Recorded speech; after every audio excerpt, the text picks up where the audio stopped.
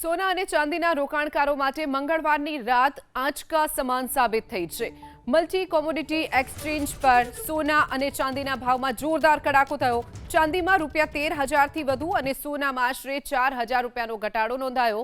Commodity માર્કેટમાં અચાનક આવેલી વેચાવલીના કારણે ચાંદીના ભાવમાં 5.58%નો મોટો કડાકો બોલાયો છે। એમસીએક્સ પર 5 માર્ચના વાયદા માટે ચાંદીની કિંમત ₹13,378 ઘટીને ₹2,26,513 પ્રતિ કિલો પર પહોંચી ગઈ હતી।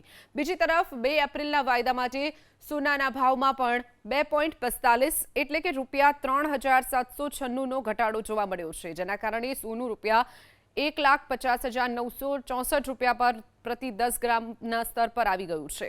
બજારના નિષ્ણાતોના મતે આ ઘટાડા પાછળનું મુખ્ય કારણ નફાખોરી અને ડોલરની મજબૂતી માનવામાં આવી રહી છે।